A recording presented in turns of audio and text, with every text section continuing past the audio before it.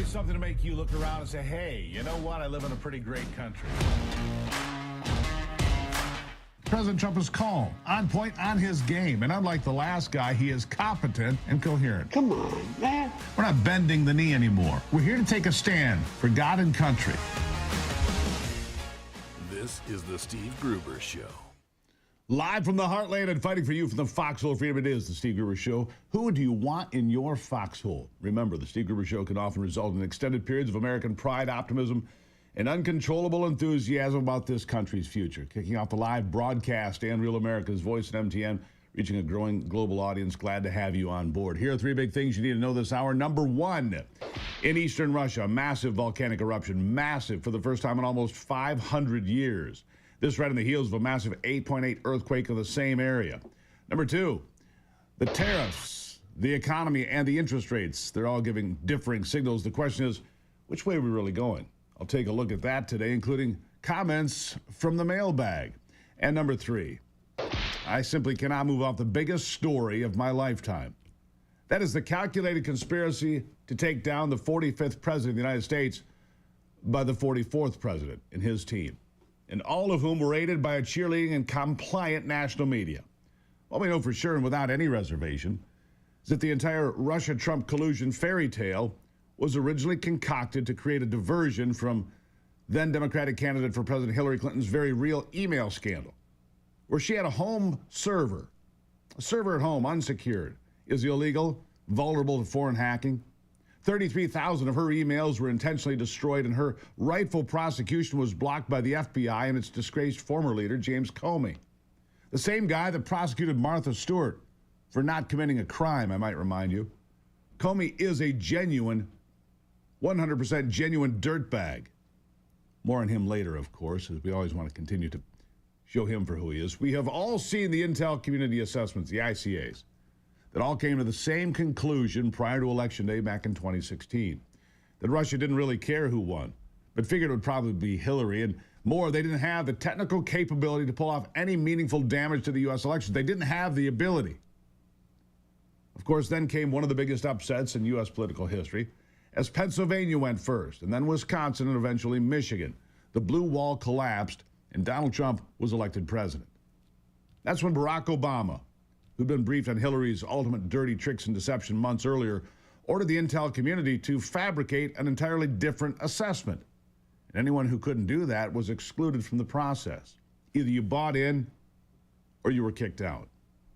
It was all bogus, and it was cemented on the 9th of December 2016 in the Situation Room with James Clapper, John Brennan, Susan Rice, Andy McCabe, and a host of other co-conspirators. That's right, co-conspirators. They made a plan to destroy then-President-elect Donald Trump and anyone in his circle they could. Michael Flynn, of course, was the first target, but that was just the beginning. And Obama and his minions recruited willing members of the national media to trumpet their false narrative and report breathlessly on the whole matter, as if every new crumb was the proof that Vladimir Putin was the guy running President Trump at every turn. None of it was true. None of it. But I want to show you some things from early 2017 that really demonstrate how tight they had pulled the strings. This is January 2017, before President Trump has even been sworn into office. And here's Barack Obama lying to Democrat operative George Stephanopoulos over at ABC to continue laying the groundwork for the entire conspiracy to take down the incoming president. Listen. Bottom line this time, Vladimir Putin got what he wanted.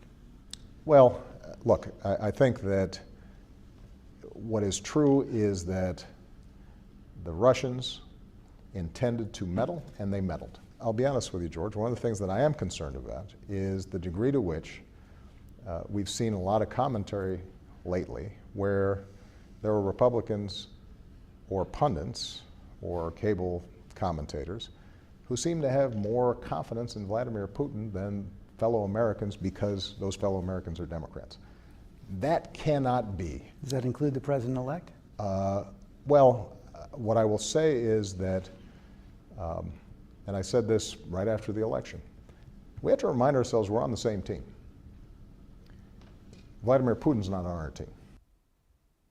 Yeah. But after all we've learned, it would seem easy to have more faith in one than the other? I'll let you think about that and consider it for yourself. Here's one I found floating around on the internet while researching for this program. And I have to tell you, this one, well, it made me stop and ask myself, if Democrat senators were willing to turn a blind eye to blatantly illegal and frankly dangerous behavior from the intel community, then who the hell was looking out for the folks like you and me? Who the hell was looking out for you and me? Senator Chris Murphy, admitting here in February of 2017, the intelligence community was actively undermining President Trump. Listen. And there is a war being waged between President Trump, who, after the election, accused our intelligence services of politicizing the report about Russian interference in our election to hurt him. And now, clearly, members of the intelligence service are pushing back by releasing information to news services about these contacts between the Trump campaign and the Russians. And if these reports are true, perhaps withholding information from him. Listen, this is not good for the United States, but clearly the intelligence services are watching Trump and his advisors withhold information from the American public. They watched for 14 days as the Trump administration did not reveal to the American public what they knew, which was that Michael Flynn had conversations with the Russians, and they are taking matters into their own hands. Taking matters into their own hands, the intelligence community. The case against Flynn, of course, also fabricated. Senator Chris Murphy, Democrat, openly admitting there in February 2017, Trump hasn't even been in office a month, that he was quite aware, was the senator, that the FBI, CIA, NSA, and God only knows who else were taking matters into their own hands. Good God. And he was not just okay with it, he was glad it was happening. He was watching an actual bloodless coup taking place in real time, and he was all for it. He was cheering it on. The crimes are many, and the one has to wonder, did people like Senator Murphy commit crimes in the name of Trump colluded with the Russians, and he must be stopped? Was that the flag they're flying under?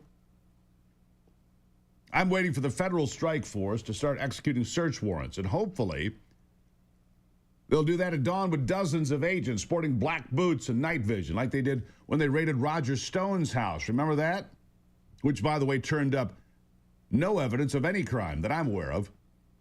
Just the kind of scare tactics jackbooted thugs like to thrive on to instill fear in the people they're going after. So the crimes.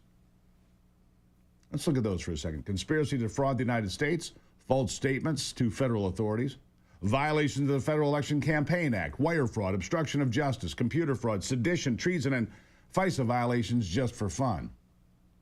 And this is not anywhere near a complete list of possible charges that could be coming sometime soon. We don't need some long, winding special prosecutor nonsense. We need a federal grand jury seated someplace like Florida to start hearing evidence and then start meting out justice in big doses. We'll continue this conversation and the evaluation of this conspiracy, not against the President of the United States specifically, but against this country in general, you included, and anybody else that lives here. Peaceful transfer of power, it didn't happen. Welcome to it, and good morning. It is the Steve Gruber Show.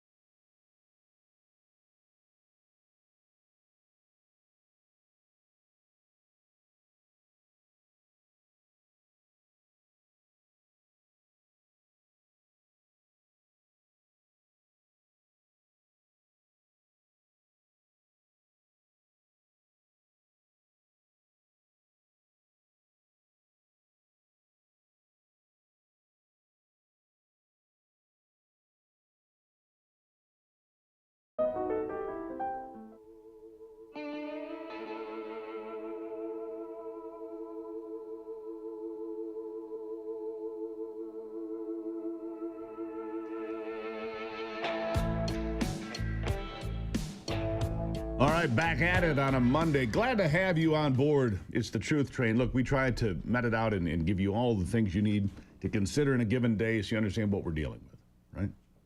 And again, let me go over the list of charges because it's incredibly important for you to understand how big this is. Conspiracy to defraud the United States, false statements to federal authorities, violations of the Federal Election Campaign Act, wire fraud, obstruction of justice, computer fraud, sedition, treason, FISA violations. And like I said, that's just a partial list of what you could possibly root out in all of this. It's nowhere near a complete list. And like I said, we don't need any winding special prosecutor that takes 2 years to go through and da-da-da-da. No. We need a federal grand jury seated someplace like Florida right now to start hearing evidence and rooting out this problem, and in big doses. Stephen Miller, by the way, yesterday, brilliant, laid out the case against all the co-conspirators involved in attacking President Donald Trump. Here's part one. Listen. The Russia collusion hoax against President Trump remains the single greatest hoax and the greatest assault on our democracy in the history of this country. There's no comparison, there's no parallel to anything else. It was a coup, and I'm using that term literally. It was a coup to overthrow a democratically elected government, a coup carried out by the intelligence apparatus of this country, by the deep state, by Hillary Clinton and the Democrat Party. The new information that has been revealed by the Director of National Intelligence and by the FBI eliminates any scintilla of doubt about the intention, the premeditation, the planning and orchestration of this conspiracy. It meets all of the criminal elements of a seditious conspiracy against the United States. It meets the criminal elements of an insurrection. It meets the criminal elements of a conspiracy against the government and the criminal elements of a conspiracy to deprive citizens of their civil rights under color of law. And that's just the beginning. Stephen Miller, the prosecutor for Team Trump. And then he goes in and explains why this is such an easy case to prosecute against all of these folks. Listen. And because it is a conspiracy, as demonstrated by the forethought of realizing and documenting that they understood that this was fake from the beginning, meeting the mens rea standard in law. Because of that, because it is a conspiracy, every single individual actor is now part of that conspiracy. So that includes Brennan and Clapper and Comey and Hillary and Schiff and everybody else who knowingly and willfully perpetrated this plot, this coup, this conspiracy, this scheme against President Trump and the government of the United States. And now is the time and the hour and the moment for accountability so that we can reclaim this democracy, Maria. I could not possibly agree more. Stephen Miller laying out the case, the damning case against Barack Obama, John Brennan, James Clapper, Andy McCabe, Susan Rice. And then you get on to Adam Schiff, maybe even people like Chris Murphy, who were vocally trumpeting a completely false narrative and saying, oh, the intelligence community is taking matters into their own hands. Are they now? It's not how it's supposed to work. Of course, you know that. They worked overtime and manipulated the presidency of Donald Trump in his first term. They worked to manipulate the presidential election of 2020 just like they did in 16 but failed, and tried in 24 but failed. The evidence becoming more overwhelming by the day. I look forward to the next document dump from Tulsi Gabbard and Senator Chuck Grassley, the octogenarian from Iowa, who's just patient like an old hound dog. He's on the scent. He's on it. Moving methodically to run down the facts and hold people accountable. God bless Chuck Grassley for his steadfastness in this matter. It's producing results. And that brings me back to that's why you have to have a grand jury, not some special prosecutor that takes 2 years to get to the point. While the second term of Donald Trump runs like sands through the hourglass and empties out. so the Democrats can run out the clock. That's all they're doing here, folks, is running out the clock. The same reason that Chuck Schumer is not allowing any unanimous consent voice votes to get people onto Donald Trump's staff, to get people confirmed. 161, I think, is the number I saw there today. Backed up. 161 of them backed up. Not in 50 years if we had this. Not in 50 years. Yeah. 50 years. This hasn't happened. This part of the program brought to you by my friends at the Wellness Company. Yes, the Wellness Company. Parasites, 70 million people. It's an invisible enemy. Fatigue, bloating, brain fog. Parasites could be the problem. I was digging into parasite cleanses when I came across a video from trusted doctors who mentioned that. The doctors quote, ivermectin and mebendazole are two powerful anti-pathogens. What's even more fascinating, these medications are frequently used in oncology to treat cancer patients. They have anti-pathogenic properties that stunt the growth of harmful invaders and even the potential to slow down abnormal cell growth. Did you know 60 million Americans have parasites? That's true. It's pretty scary, right? Those guys are in there having lunch right now. Think about it. They secretly invade your body, wreaking havoc on your gut, energy level, even your brain. And the mainstream media system and medical system, well, they don't want you thinking about this because one great cleanse can change your life and then you don't spend a bunch of money. Well, the Wellness Company has a solution for you. Ivermectin and mebendazole.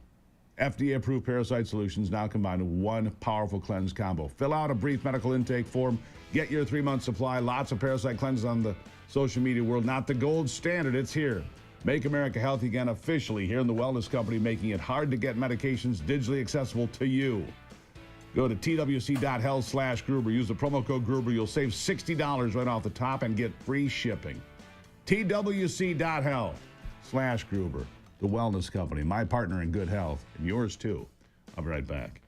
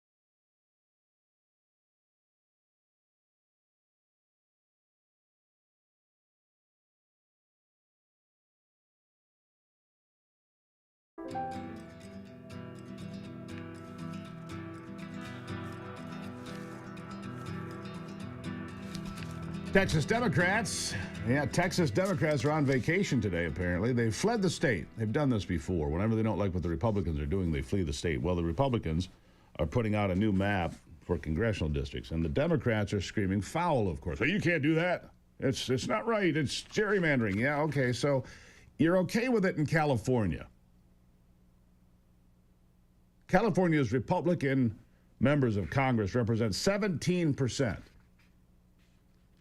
of the members of Congress from California, even though Republicans vote 40 to 45% in California every day. So they're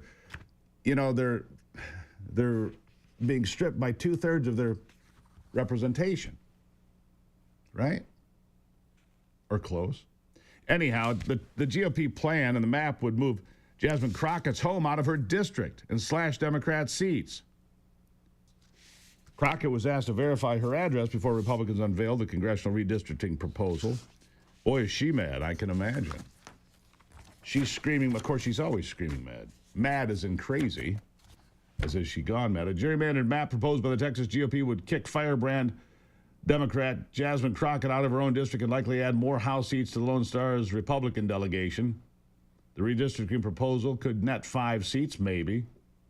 Crockett, who serves Texas's 30th congressional district, which represents a large part of Dallas, has called the redistricting effort a power grab to silence voters. It's a power grab, all right. That part's true. That's what gerrymandering's about in California, New York, Illinois, Massachusetts for the Democrats. They were even forced to create a Democrat seat in Alabama. You see, and so it's what's good for the goose. Apparently they don't like it, though. I can imagine why. Jasmine Crockett's seat is vanishing, potentially. At any rate, when I come back, Shaheen Gobadi will be here. He's part of the National Council of Resistance of Iran. They just had a big get-together in Rome, their annual meetings. A lot going on in Iran, of course, after that U.S. airstrike damaged the nuclear capabilities and so much more. We'll talk about it and where we are and where the resistance is going forward right after this on The Steve Gruber Show.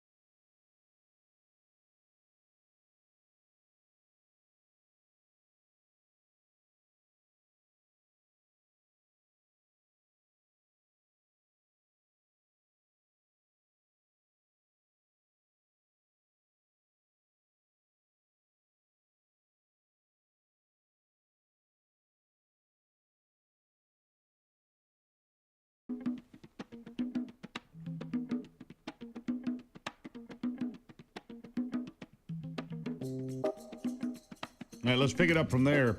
Been a very busy few weeks, as you know, of the United States bombing the nuclear facilities of Iran. It looks as if the efforts from Iran to gain a nuclear weapon have been set back by months, if not longer. Somebody said, well, you only set it back a few months. Well, whatever we can set it back is key.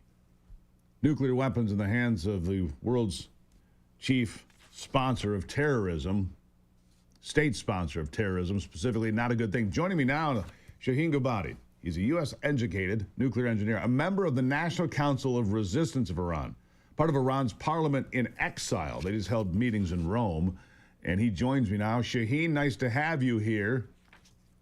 Well, thanks for having me, Steve. I hope you have had a good day, and I hope you will have a nice day ahead of you. Well, I appreciate that. Where do we find you today? You were in Rome last week. Where are you today? I'm back in Paris, where the NCRI is headquartered. But yes, you are absolutely correct. I was in Rome last week.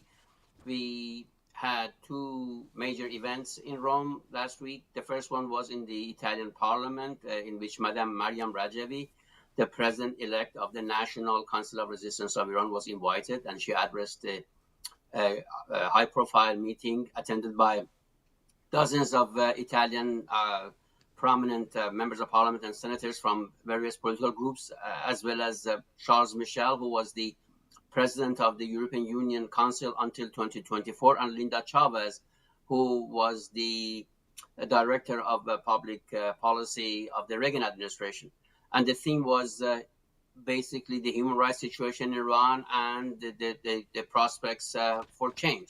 And then the following day, there was a major international conference again in Rome, attended by a number of high-profile dignitaries from both sides of the Atlantic. From the U.S., we had Mayor Rudy Giuliani, for instance, Ambassador Carlson, and Linda Chavez, to name a few, and also from European Union, there were plenty of dignitaries, including James Cleverly, who until a couple of years ago was the foreign minister of the United Kingdom. Let me ask you this. And Charles Michel. Let me ask you this. Let's jump in. What is the opinion of the folks in exile like yourself of the condition of the regime in Tehran? Obviously, the United States airstrikes here a few weeks ago, very devastating to the nuclear ambitions of the regime. It also seems to put the Iranian regime in its weakest position since 1979. That's coming from a lot of different bits of information and assessment. What is your take on the situation in Tehran? Is the regime strong? Are they weak? Is there a chance that maybe finally the people of Iran who are suppressed and oppressed by this regime could finally be back in control? Well, I think you hit the nail on the head by assessing that the regime has been and is at its weakest point since its inception. But that's because of confluence of several factors. First of all, it has faced mounting dissent at home. One has to keep in mind that it has faced 5 major nationwide uprisings in Iran in the past 7 years alone. And the number one preoccupation and anxiety of the regime, in particular its Supreme Leader Ali Khamenei, is to prevent another one which they see coming and rather imminent. You have to remember, Iranian people have simply had it by this regime. They are having power outage on a daily basis. Now running water has become a major challenge for the Iranians. 80% of them live below the poverty line, despite the fact that Iran is such a gifted nation regarding natural resources, including gas and oil, and so on and so forth. So the regime is facing mounting dissent from all directions inside the country. Its regional strategy, which was another pillar of its survival, has been tottering. As you know, its proxies have been decimated and have received major shellacking in the last year or two. The climax was the overthrow of Bashar Assad regime in Syria, which was the linchpin of this regime regional strategy for the past 4 decades, and so on and so forth. And there's growing international isolation facing the regime, and to that effect, the economy is basically bankrupt. So in that sense, you're absolutely correct. The regime has never been any weaker, but their number one preoccupation, their number one worry, their number one challenge is the Iranian people led by the organized resistance in the form of resistance units, which are affiliated to the main resistance movement in Iran called the People's Mujahedin Organization of Iran, or MEK, which is a part of the NCRI. Well, what would be a triggering effect? What would it take to start a series of events to occur where the Iranian people could take their country back, where you could return to Tehran? It's a beautiful country. I mean, it's a spectacular country, but it's been run by these Well, by these mullahs and these ayatollahs and these extremists for since 1979. What would it take to start a series of events that you could return to your country? What's it going to take to change everything? Well, the change will come from within Iran by the Iranians for the Iranian people. Appeasement has failed. Foreign war is not a solution.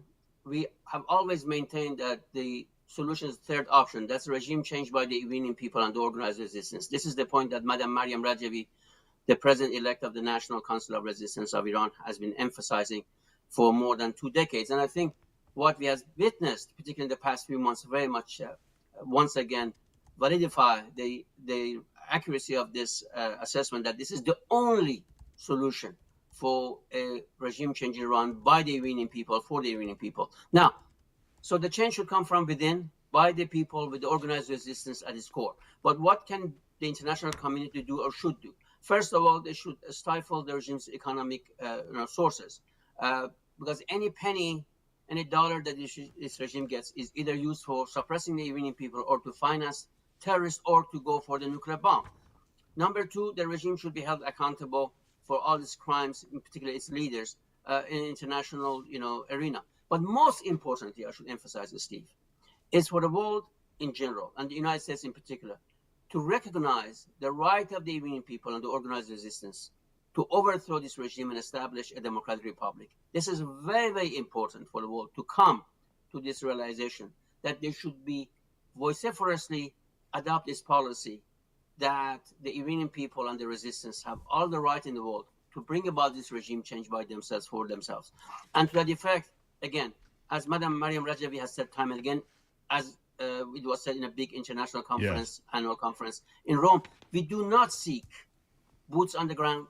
We do not seek weapons. We do not seek money or taxpayers' money, not only from the United States or from any other government. This is the task and the mission of the Iranian resistance and the Iranian people, and we are up to the challenge. All we are asking is for the world to be on the side of the people and the resistance to bring about a change. Now, what will trigger the uprising? Is anybody's guess, but this can happen any moment on anything. In 2022, as you might remember, well, what we want, a young Shaheen, woman. what we want is for Iran to return to the respected groups of civilized nations, to join the civilized world again. That's what we want. I've got to leave it there, Shaheen. I appreciate you coming on. We'll have you back again. These events by the NCRI they happen from time to time, and they're important and they're productive. And thank you for sharing what happened there, and thank you for joining us from Paris this morning. Oh, thanks for having me. And once again, I hope and wish you and all your viewers a nice day and weeks ahead and an enjoyable summer. Thank you, Shaheen. We'll talk again soon. We'll be right back. It's the Steve Gruber Show.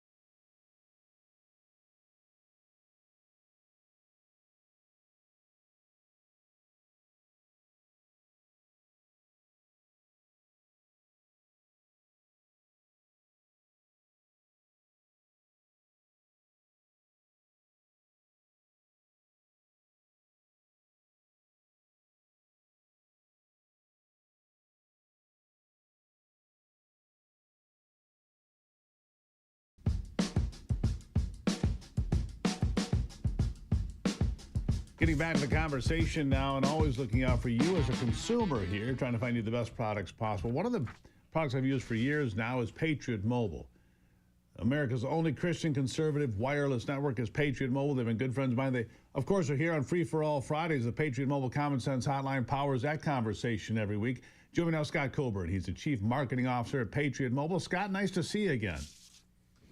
Great to see you, Steve. Always good to come on and tell you about all the fun stuff we're doing here at Patriot Mobile. All right, well, let's talk about it. You got some secure devices, and in today's world, security, top shelf for everybody, isn't it? It certainly is, Steve. And, you know, our customers have challenged us, and they said, hey, we want you guys to go out and find a truly secure cell phone, one that actually works, right? There's been a lot of kind of fraud type products in the past that just didn't measure up, but we actually found one that works. And it's developed by a guy by the name of Eric Prince. And if you know anything about Eric, you know if he's going to put his name on something, it's got to be good. And that's the new unplugged phone. They call it the Up phone. It is a surveillance-free smartphone. Essentially what they've done is they've pulled all of the Google and Apple tags, the tracking mechanisms, out of the software on the phone. So essentially your phone is now not passively listening, actively listening to everything you're doing, and they're selling your data off to everybody in the world. You are truly off the grid on your cell phone with the unplugged phone. So you've partnered with Eric Prince, deep ties to Michigan, of course. Eric has, and we know him pretty well here. What is this phone? Available only through Patriot Mobile? Where do you get the phone?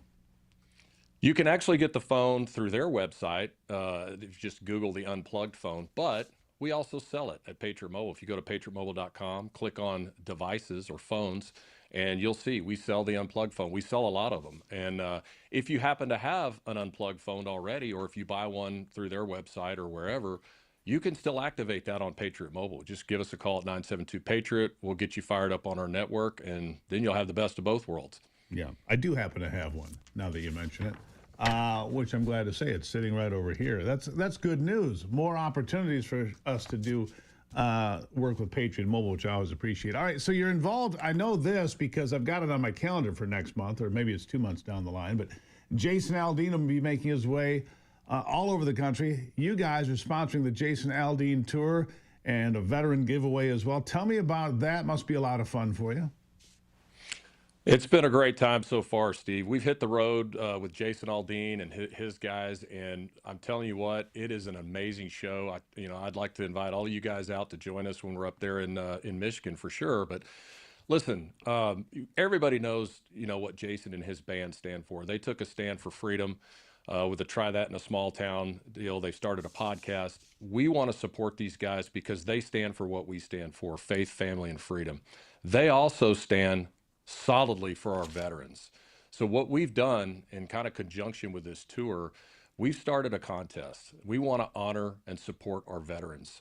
So if you go to patriotmobile.com/heroes, you can find out about our veteran ticket giveaway for the Jason Aldean Tour. Every single show remaining on the tour, we're giving away a pair of tickets to a veteran who has served our country. We want to say thank you for the sacrifices that they've made. So all you have to do is go to patriotmobile.com/heroes. You could sign up, or you can nominate somebody that you know, a family member, a friend that's a veteran. You can do that as well. It's just been an amazing time so far. The testimonies of these guys and the sacrifices they've made, we just need to honor them and support them any way we can. I agree with that. Something else I want to dig into here, and I'm going to see you there, the folks. September the 12th, I'll be there at the Jason Aldean concert, celebrating the Patriot Mobile Tour with him. I look forward to it. Faith, family, freedom should be a good time. Let's talk about Patriot Mobile Connect. We were talking about this ahead of time here. I want to know more about it. You describe it like a hockey puck, but it's a hot spot that goes anywhere. It's in the car, it's in the briefcase, wherever you go. You're connected because it's actively searching for the strongest tower, no matter who is the provider. Is that the understanding? That's right, Steve. So look, in addition to all the great cell phone service that we provide, we want to provide our customers with ways to stay connected no matter where they go, right? So Patriot Mobile Connect is a series of products that we've launched that allow you to stay connected outside of just through using your cell phone. So think about it as like internet on the go. And the device you're talking about is our Patriot Puck. And essentially, this is it. That's it. Now, this little guy right here, like you said, very accurately, actually, great description. You throw it in your backpack, you throw it in your briefcase, and you're going to be connected wherever you go. It's carrier agnostic. What does that mean? That means it's constantly searching for the strongest cell phone signal. So even if your primary carrier that you have on your cell phone, you may not be getting good coverage, with the Patriot Puck, it's constantly scanning all the networks, finding the strongest signal, and you've got data wherever you go. It's truly a game changer if you do any kind of traveling. Throw it in your RV, throw it in your truck, throw it in your backpack. If you hike, if you travel around the world, there's international plans that go on this thing. You can throw it in your backpack when you're hiking through Europe. It's a pretty cool thing. All right, I want to ask you one more thing because you made me think about something else here that I've been paying attention to. 2 lines, 1 phone.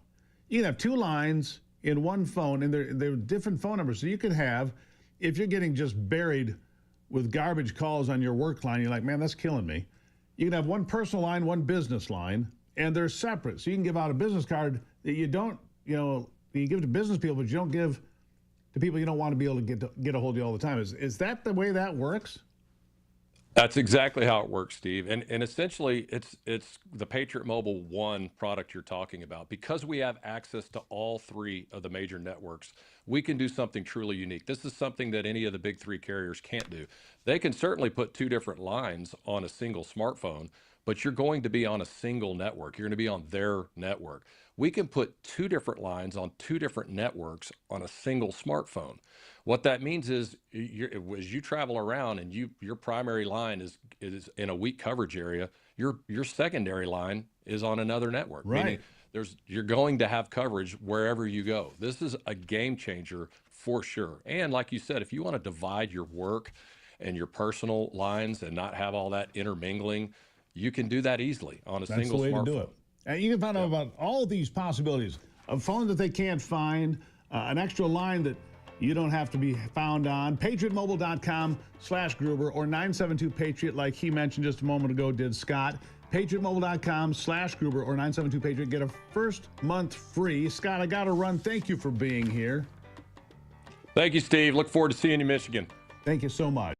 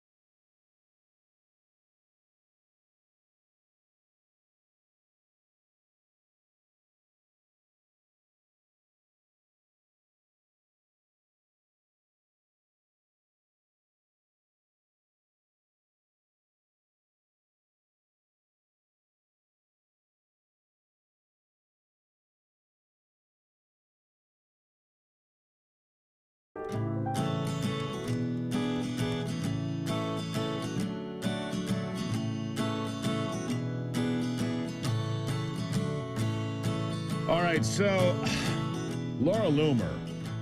You got to read Laura Loomer today on X. You do. Laura Loomer breaks a lot of interesting stories, to say the least. And let me just tell you this. She's got a whole expose there of Hunter Biden. And she outlines and showcases his relationship, Tucker Carlson's relationship with Hunter Biden, and explains why she believes that Tucker Carlson buried the Hunter laptop story in the last few days before the election of 2020. Remarkable. And she's got emails.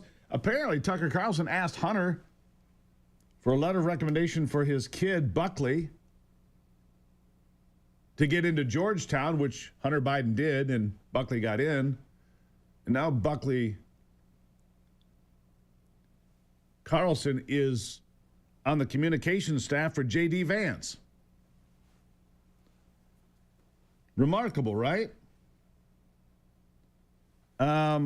Anyhow, it's worth the read. I'm reaching out to Laura today to say, hey, she hasn't been on the program here in a bit. It's a damning story because she says Tucker Carlson at the time on Fox News, November 2020, had the ability to influence the election and swing the vote by 2, 3, 4% by putting out the Hunter Biden laptop story. But because of his entanglements, both financial business relationships with the Biden family and personal relationships with Hunter Biden, she says he didn't do it. Fascinating read by Laura Loomer. I encourage you to go read it and look at, what it is there. All right, coming up in the next hour here, Adam Mockler will be here. He's here to mock me. And Trump supporters, if you're a Trump supporter, he's here to mock you. That's what he does. He does gotcha questions and different things. We're going to talk to him. He's going to try to, give me gotcha questions, whatever. Will I take the bait? Guess you'll have to join me to find out in the next hour of the Steve Gruber Show.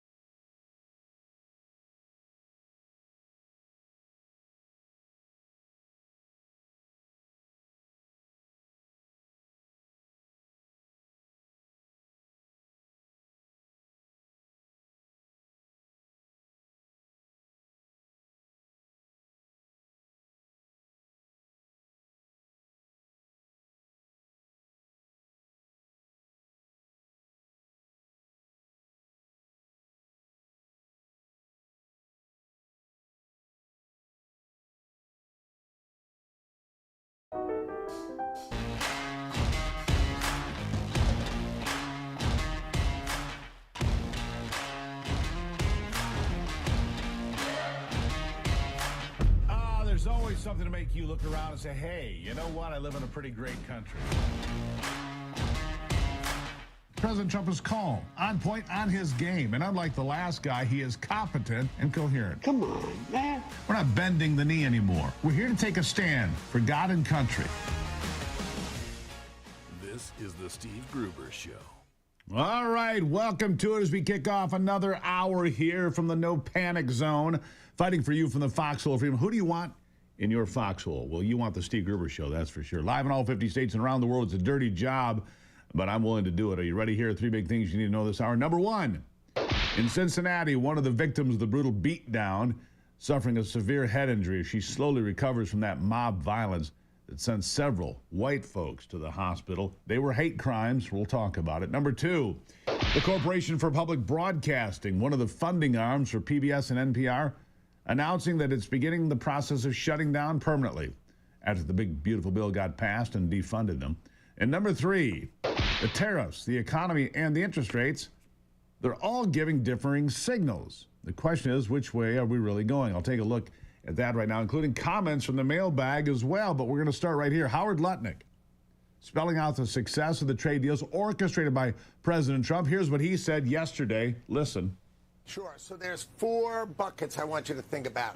So there's the opening of the markets, right? So the president is smashing open all the world's markets. So that's growth, right? Finally, our ranchers, our fishermen, our farmers, our entrepreneurs and our businesses can finally sell into Europe, into South Korea, all these countries finally open. So that's huge growth. Then we've got this huge revenue stream, right, from the tariffs. So that's going to knock down our deficits. That's really good. Then you have 2 types of investment. You have classic foreign direct investment, right? That's like a foreign company just invests here. Let's say, I'll give you an example. VW said it's going to spend $23 billion making Audis and VWs in America that they don't do today, right? So they're going to grow that in America. So that's building factories. Now, you also have American companies like Meta and Apple. They're also investing $500 billion. You've got over $10 trillion of factories that are going to be built in America, and that's going to empower it. All right, so that's one side of the coin. I'm going to the mailbag because I want to hear from you, real people that listen to this program. You and I talk. So, Judith wrote me this. Steve, several days ago, you asked for those impacted by tariffs to write an email. And I'm asking you again, if you have a comment or a question or a concern about this program, send me an email. Go to stevegruber.com. Shoot me a note. Might use it right here on the program. Judith goes on, I own a small company that imports textiles from China, Taiwan, Vietnam, and Brazil. These are fabrics and components of other finished goods that generally end up as a leg or knee brace, a wheelchair seat, equine leg wraps, etc. It infuriates me when the media, as well as President Trump, talk about all of the tariff dollars that are flowing into this country when, in fact, the tariffs are paid by my U.S. company and other U.S. companies. None of the referenced countries are remitting payment to the U.S. government. The companies here are. I've had to borrow money to pay the tariffs. Borrow money to pay the tariffs, she has. While we plan to pass along the tariff cost to the customer, typically another company, when we finally sell the component part or the finished good, we will hopefully recoup some of the cash. But in the meantime, the worst case is Brazil, 40% tariff. The cost of our line of credit, 7.5%. You can see where I'm headed here. It would be one thing if we could source the products in the U.S. Unfortunately, for the most part, textile companies, and this is true, were driven out of business 40 years ago or more, along with the equipment and technology to produce the textiles. The president talks about reciprocal tariffs.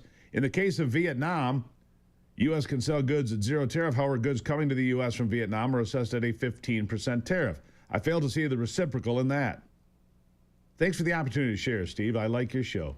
My company located South Bend, Indiana, not too far from you. Feel free to visit anytime. Judah, thank you for the note. You see, so it's not all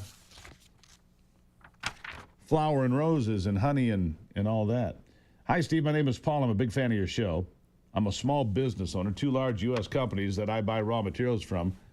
citing upcoming tariffs, raised their prices, citing upcoming tariffs, one by 20%, long before any tariffs were imposed or any tariff deals were made. To top it off, there was no foundation for these increases because there were no tariffs imposed on the countries they trade with.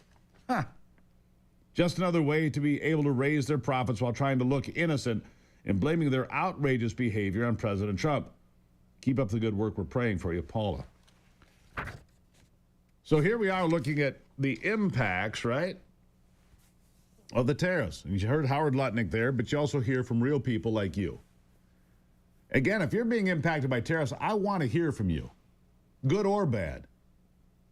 A friend of mine out in Utah is making boatloads of money because he already sourced most of his wood materials. He's a wood manufacturer, Murphy Door. They sourced 97% of their wood from the U.S. to begin with. He's doing great. People that are sourcing from Vietnam and Brazil and elsewhere, not doing so well, apparently. By the way, here's more from Howard Lutnick. Japan gave us $550 billion. South Korea gave us $350. That's $900 billion into a national security and economic partner, fund, if you will, managed by Donald Trump, where America gets 90% of the profits. And these guys bought down their tariff by setting up this fund so Donald Trump can say, let's pay for that Alaska pipeline. Let's build nuclear, right? Let's build ships in America. And you're going to see us building ships in America, semiconductors in America, power, energy and power. You ain't seen nothing like drill, baby, drill when you give $900 billion to Donald Trump. Now that is going to be drill, baby, drill. There you go, Howard Lutnick laying it out for you. And one more thing, by the way, if you think that the interest rates are going to be dropping soon, the CEO of Bank of America says, yeah, don't hold your breath. Here's what he said.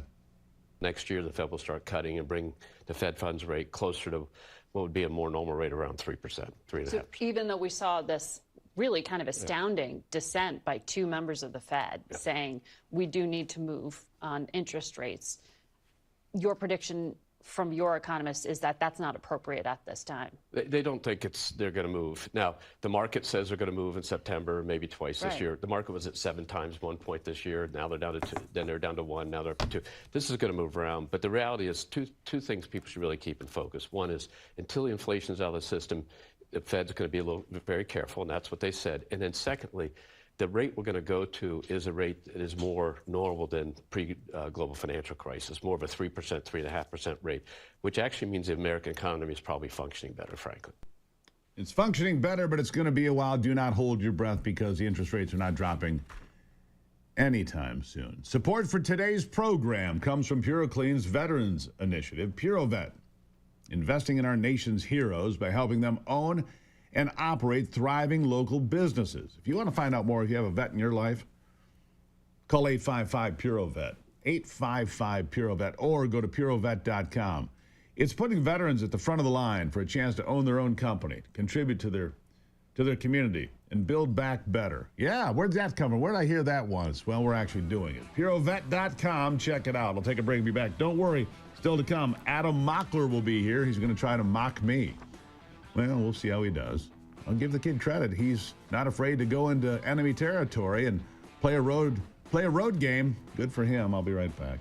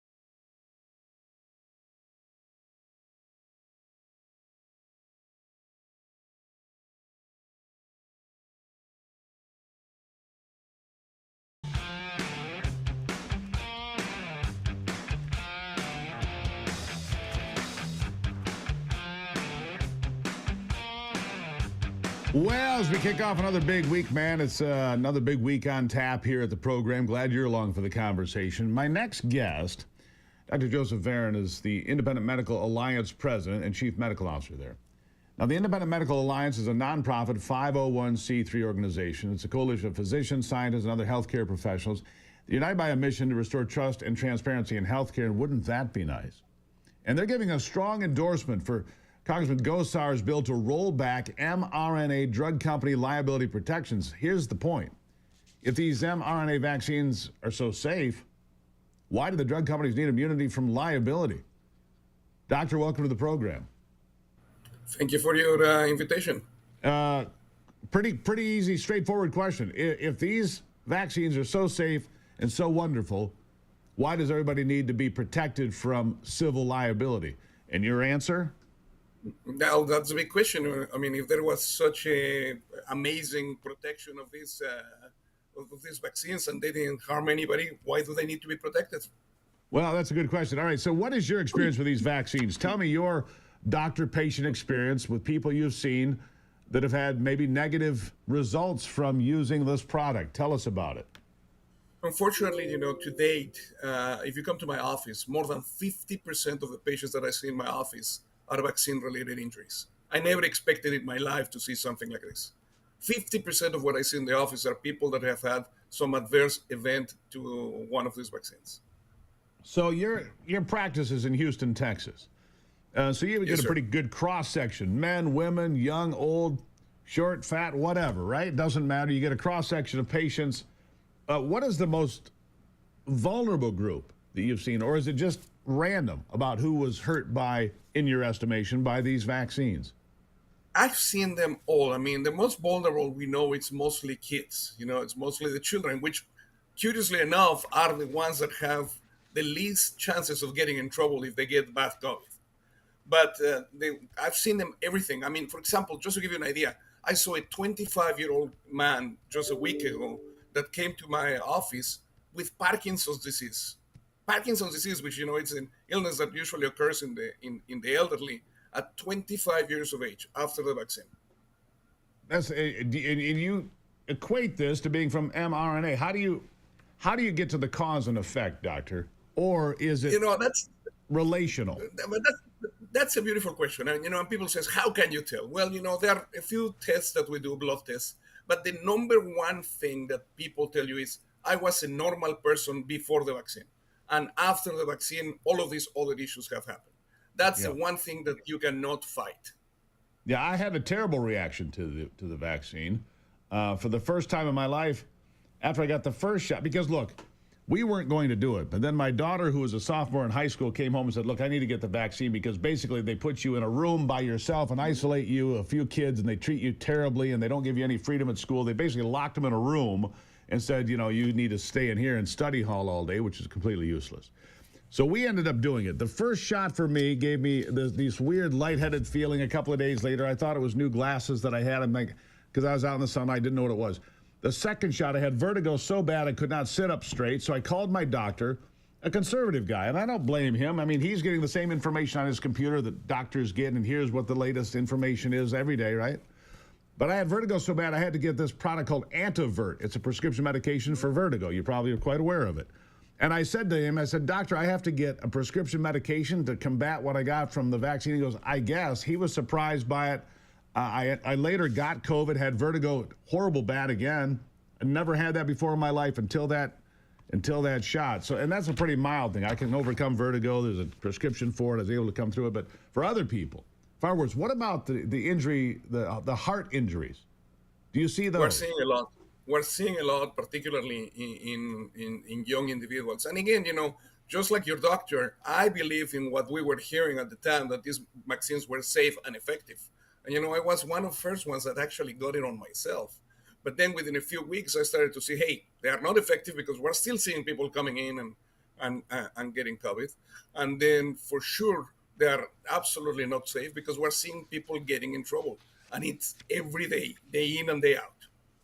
Yeah. Where do you think we go from? What did we learn from this? What did the medical community learn from this? Because look, my doctor, I asked a group of doctors, and I know I've got conservative doctors, liberal doctors, middle of the road, don't care politically doctors. And I asked across, I know a bunch of doctors from doing this program, plus my personal experience. They all said, yeah, get it. It's safe. Don't worry about it. They were all wrong. They were all wrong, but and I don't think they were doing anything wrong. They were following the information they had at the time, and they thought they were doing the right thing, right? I mean, I don't blame them for giving that advice. Should I? Well, I would tell you, if you asked me this question 5 years ago, I would tell you, you're just thinking about conspiracy theories, and there is nothing about this because you have to follow the science. Well, the science was hidden from us. I mean, the vaccine manufacturers knew about these side effects, and we were not told about them. And that's what made us all convince our patients to get these vaccines. I feel responsible for having gotten a lot of my patients vaccinated. Yeah. Doctor, I appreciate you being here. The Independent Medical Alliance, how do people look you up, find out more, and find out about your push to hold these manufacturers accountable, especially as you point out, they knew that there were these dangerous side effects? Go ahead.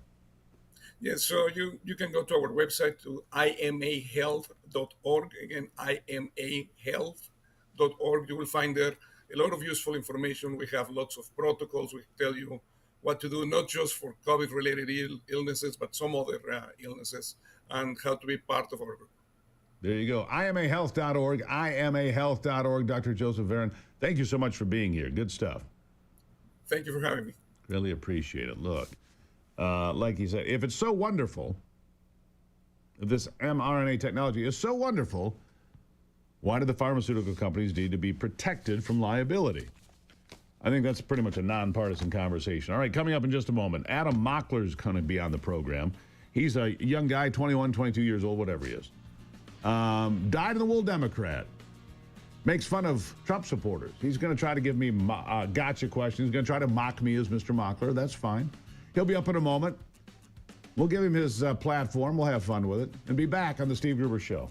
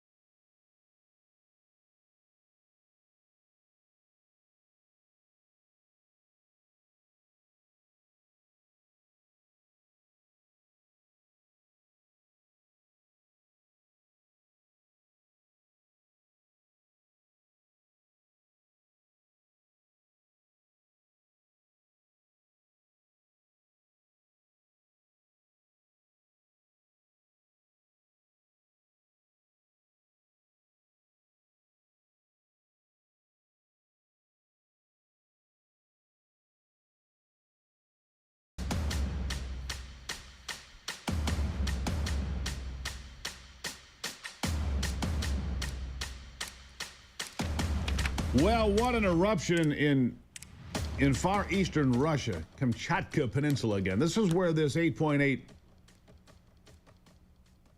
earthquake hit just a few days ago, all right? So this is the first time that this massive, I don't even know if I can pronounce this volcano. I'll give it a shot here. The Kurashin-Ninikov. I think that's reasonably close, by the way. My Russian's strong today.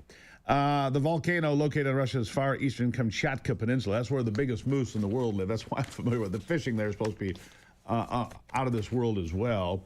Anyhow, this is the first time this volcano has erupted in 475 years. 475 years since this thing went off. Sent ash almost 4 miles into the air.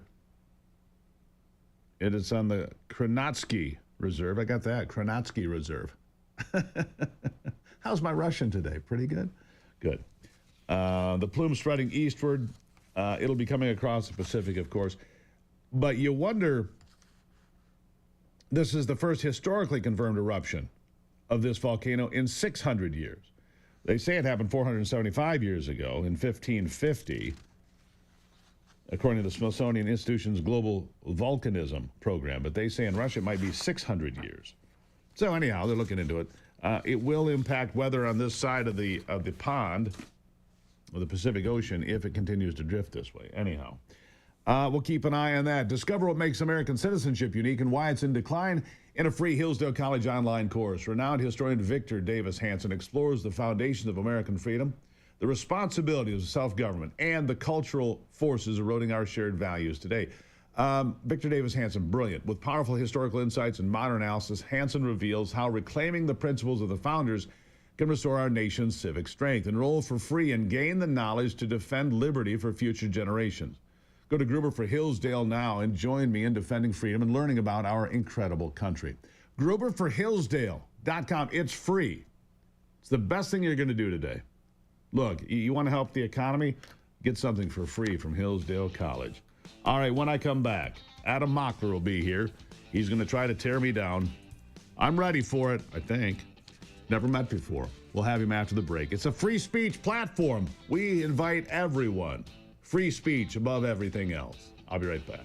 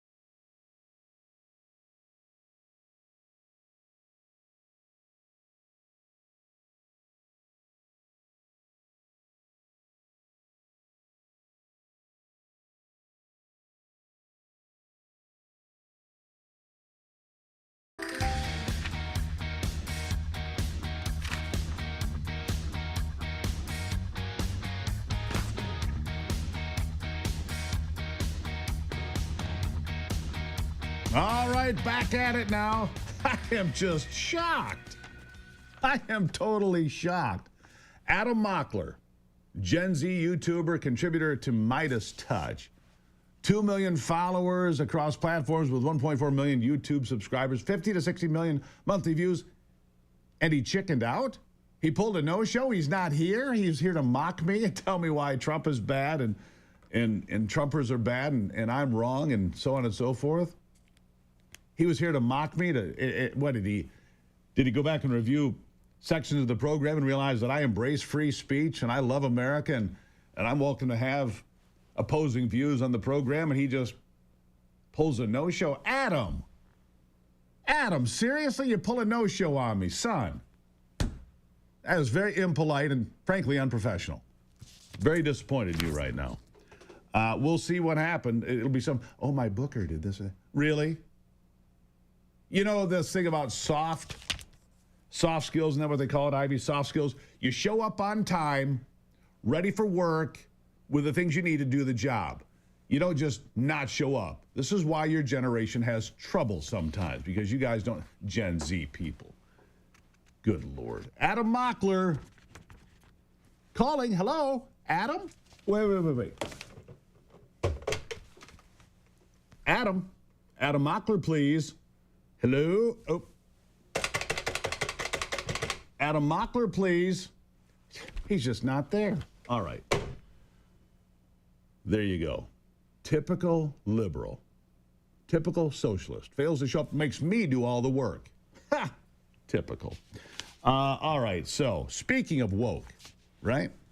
The biggest woke pie in the face lately has been Sydney Sweeney, has it not? Sydney Sweeney has great genes, right? That whole thing going on. And then Dunkin' Donuts follows suit with some guy from California and all that, right? All right, so if you run your mouth to Sydney Sweeney, be warned. There's a brand new video out there. You know, she can work on cars. She's a mechanic, right? Did you know she could shoot? And I mean, really shoot? For those of you on radio, you're going to miss a bit of this. You'll need to go back and check out the video, but roll it, Anthony. Expect this for your first day. Hey, eyes up here.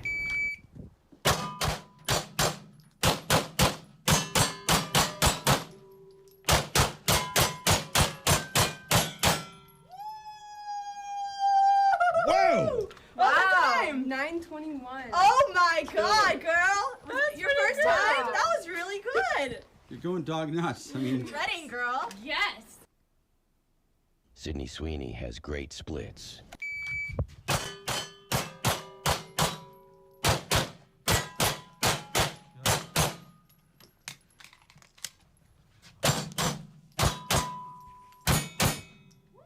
You know, in a firefight. Two shots on top of each other.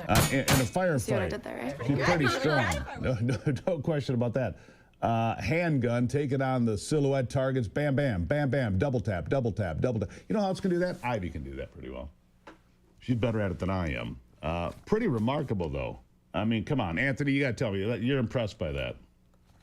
It's pretty solid. Pretty freaking solid. That's right, pretty solid. So, you know what's cool about that is, so here's somebody who's out there basically busting. This whole woke thing is falling apart in real time in front of us now, because you go back a couple of years. If American Eagle had done that ad a couple of years ago, oh, people are crying, it's Nazis. They didn't pull the ad down.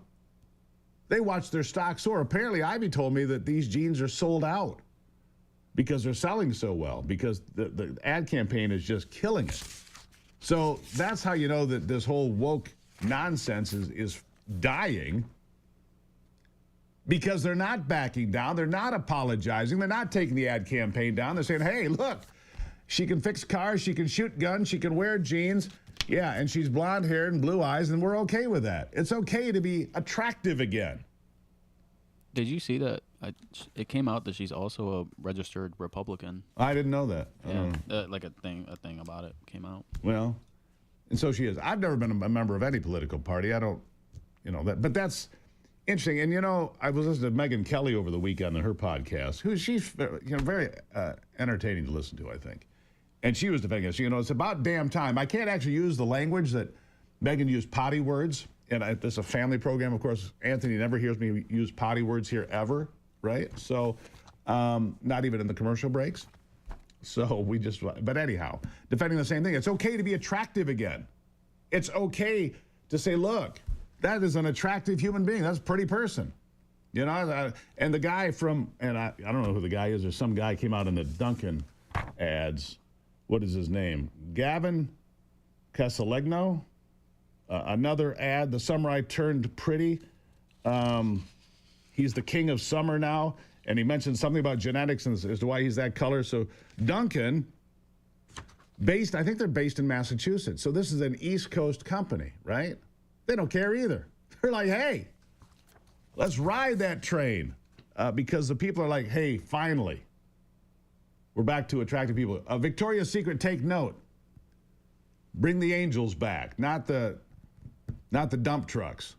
Is that fair? Not the dump trucks? Well, I'm telling you, they had people on the Victoria's Secret ads that looked like, they were built like bowling balls. They were as wide as they were tall. That's not what you want to see in a bikini, all right? I don't want the Dallas Cowboy cheerleaders to be 45 pounds overweight. I'm sorry, but I don't. We want healthy people. Make America healthy again means seeing healthy people, doesn't it? Isn't that what it means? Healthy people, young people that aren't, morbidly obese. Yeah, let's not celebrate obesity and diabetes. Let's celebrate health and make America healthier. That's what we're celebrating here. I don't care about this other stuff at the moment. But I will show you this. I'm going to show you this. I'm going to go to Byte 14. I am going to show you this because there's been this wild amount of knife attacks in Australia and England and elsewhere. So the solution in Australia is to make these big knives illegal, machetes. They call a machete anything that's got any significant blade on it. Make them illegal. They got drop boxes for amnesty, if you will. You can turn in your big knife right now for no penalty. But come September, it's going to be a real big crime to have a big knife in Australia. Listen to this.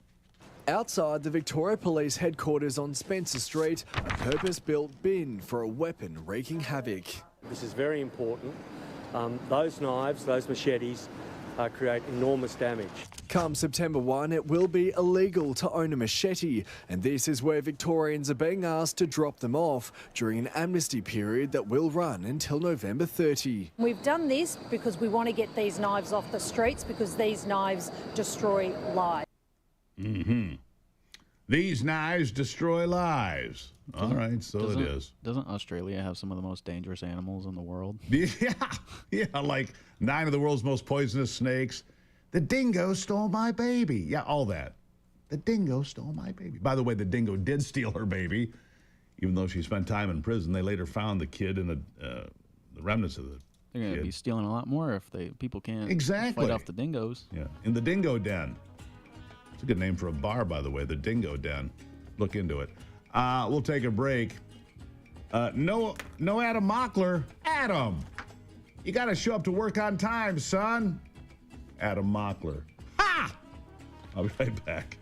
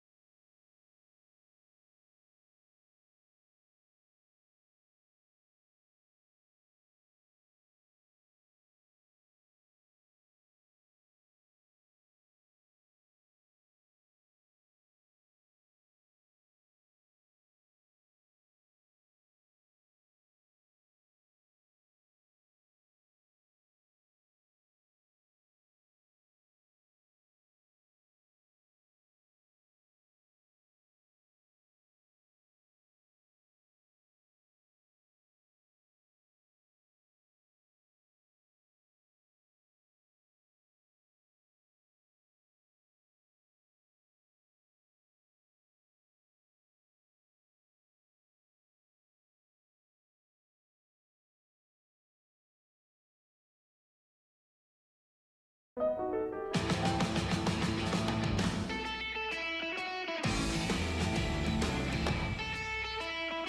in the conversation now. I'm looking at the price of gold and silver and wondering about the change in your pocket, what it might be worth.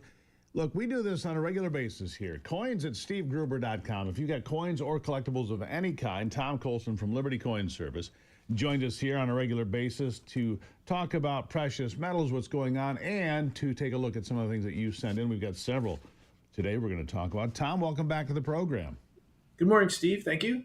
Nice to see you. Look, the price of gold, again, staying steady somewhere in the 33.5, 33.24 today. Silver has not broken through $40, kind of above 38. Has had a nice run over the last few months, but not quite breaking through. What are you seeing? Yeah, it's remained strong, but yeah, we haven't quite hit that $40 number. We got over 3,400 briefly last week on gold, and then it sold off a little bit. So we're hitting against ceilings on both metals. 3,500 on gold and $40 on silver. So that'll be the next test. Once those break over those numbers, that will be the sign that there could be another rally coming. Sure. When people are walking through the door, of your store, historically for the last, a few years, I say historically, more recent history, it seems that gold was pretty popular. What are you seeing now? Are people looking for gold or silver, or are they looking for both? What's the demand of the foot traffic you see? We're starting to get a few people buying in silver again. After a while, when it was running up, people were a little bit afraid they didn't know the rally was for real or not. But I'm seeing a little bit more buying in there. Seeing a little bit of buying in gold, but not huge amounts like I was seeing earlier in the year. I am seeing more liquidation right now than I am in both buying and both metals as well. All right, so both strong and steady. Silver's had a nice move, and Tom has told us for a long time it's probably better priced at $50 an ounce. We're not quite there yet, but really not that far away in the big scheme of things. All right, Tom, let me ask you about something. We're going to look at some coins here that people have sent in. But I was reading here that they've got AI apps now, which they got AI apps for just about everything, as you know. But these AI apps, they claim, called clip detection and SSIM scoring, they can use your phone and look at a coin and give you an idea whether it's real, what it's worth, or if it's a counterfeit. Ever heard of such a thing? Only vaguely. I haven't examined that type of AI application yet. I'm a little bit skeptical about that. I think sometimes it might give you good information, sometimes it might not. Yeah. But so I guess I'd have to noodle around with it a little bit more before I'd give a solid opinion on it. I guess the opinion would be get a second opinion from a professional. I think a professional is always going to be your best bet. Yeah, if the phone says, hey, the coin's great, it's worth $1 million, you probably want to get a second opinion before you run off to the auction house. Probably a pretty good idea. All right, coins at stevegruber.com, the place to send coins. If you got things you've collected or found or fallen into, that's fine. And not just coins, any collectibles. Tom's probably seen just about everything you've got at some point or another, and if he doesn't know, he'll dig into it for us. So today we've got some pretty basic coins, the kind of thing that would come out of, most people's pockets. We've got a penny from 1968, lovely year. Looks like a D mint mark, which means Denver. It just looks like a penny to me, Tom, except that it does have some copper value. Copper's going through the roof, too. We don't talk about that much, but copper really exploding in price right now. But what's this penny worth? Yeah, it's got probably about 2.5 cents worth of copper in it. It's a little odd. I can't tell from the color there if it's silver colored or not. So I wonder if somebody submitted it because of that. Judging from the look of it, it looks like a normal penny that maybe had been plated at some point. The other option too is it could have been struck on a dime blank or something like that, in which case if it's an off metal strike, then that could be quite valuable. But just looking from the way it's made and the way it looks like just a normal penny to me. Sure. Get a second opinion. That comes to us from Chris in Texas today. Chris, that one maybe you need to take down to the local coin dealer and say, hey, what's different about this one? And is it worth something more, like my friend Tom said on the air? All right, David from South Carolina sent us a nickel. Now, this nickel looks, in the picture that I have in my hand, looks more gold-toned or bronzed. There in the camera looks, I guess, basically normal. What do you make of this? Yeah, I was noticing that kind of golden tint to it as well. This particular nickel looks like it's been certified, so it'd be interesting to see what kind of grade it achieved and whether or not it has full steps. But you can see there's a little plastic nubs around it, which means it's in, I think, a PCGS holder. So not sure why that's the case. At an ordinary appearance, it just looks like a nickel that's been toned a little bit. But if it's particularly high grade or it's got full steps or both, there may be some value to it because of that. But outside of that, I would just say it's an ordinary nickel. Nickel can change a number of different colors and sometimes be pretty spectacular looking when they do. So there are a rainbow of colors can nickels be. That's interesting. All right, the next one comes to us from the great state of Hawaii. Sue sent this in. It looks like a quarter to me with a Philadelphia Mint mark.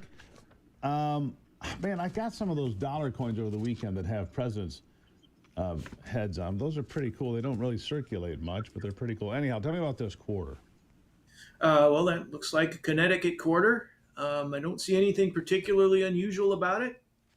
So I would say it's just a normal statehood quarter. Looks like it's lightly circulated. It's worth 25 cents. Yep. It's worth 25 cents. All right, so we talked about this a while back. They're getting rid of the penny. Is that going to make pennies that are still out there worth anything extra going forward? I mean, there's a bazillion of them out there, like common dates like 1968, like we saw. But the penny going away, what kind of an impact do you think that has, Tom? Well, there's a couple things that could happen. First of all, because pennies have more than 2 cents worth of copper, the early cents could potentially be melted. Since they're no longer the current type, it would be legal to melt them in that instance. Then the other option, too, is that they could become more collectible just because when a series ends like that, a lot of times people gather more interest in it, and then they start looking for pennies, and things become more collectible that way. Interesting. Well, and we're about, we produce about half as much copper annually as we need in this country, so maybe melting down pennies is not crazy. Tom Colson, Liberty Coin Service. You can find out more about any of these topics you've heard today. Liberty Coin Service. Look them up online. And if you want to send collectibles to me right here for Tom to look at, coins@stevegruber.com. Coins@stevegruber.com. Tom, thank you as always. Thank you, Steve. There you have it. Tom Colson, everybody. We'll take a break and be right back on the Steve Gruber Show.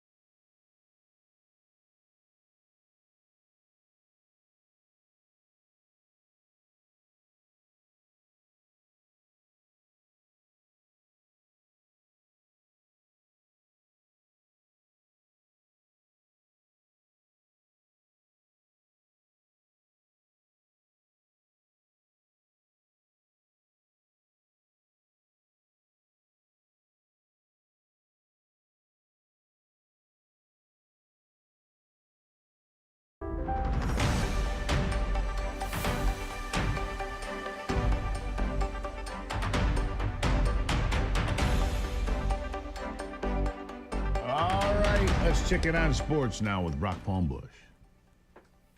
With a look at sports, I'm Brock Palmbush. A full schedule of games in Major League Baseball yesterday. American League winners included Boston, Kansas City, and Seattle. National League winners included Philadelphia, Pittsburgh, and San Diego. Cameron Young shot a final round 68 to win the PGA Tour's Wyndham Championship yesterday in Greensboro, North Carolina. Young's six-shot win is his first PGA Tour victory. He wins $1.5 million for his efforts and a trip to this week's FedEx Cup playoffs. In the WNBA, there were 5 games on the schedule yesterday. Winners were New York, Atlanta, Indiana, Phoenix, and Las Vegas. And in NASCAR, William Byron won the Iowa Corn 350 yesterday at Iowa Speedway in Newton, Iowa. It's his first win of the year since winning the season-opening Daytona 500 back in February. Just 3 races remain in NASCAR's regular season. That's a look at sports. Back to you, Steve. All right, Brock, thank you for that. All right, I mentioned this earlier. I'll tell you again now. The Corporation for Public Broadcasting. The Corporation for Public Broadcasting, that's part of the funding arm for NPR and PBS. It'll end operations within months. They're winding down. The Corporation for Public Broadcasting, a private nonprofit founded in 1967. It serves as a steward of funding for public media. It provides funds to 1,500 local public radio and television stations, as well as PBS and NPR. It employs about 100 people. President Trump signed an executive order in May instructing the organization to cease federal funding for PBS and NPR. In June, the House approved a White House request to claw back $1.1 billion in already appointed federal funds to the Corporation for Public Broadcasting. Senate Appropriations Committee 2026 Appropriations Bill eliminated funding for the CBP for the first time in 50 years. And so they're going away. Now, I don't believe that NPR and PBS will go away. I don't believe that's going to happen. I believe they'll be just fine. Go ahead and bet on it. Excuse me. By the way, if you want a great cup of coffee, 1775coffee.com. Use the promo code Gruber. It's the coffee we drink here every single day. It's great coffee. 1775 coffee. Yep. Check it out. You're going to love what you find there. Real, honest coffee that stands for something. 1775coffee.com. Promo code Gruber. I'll be right back with more on The Steve Gruber Show.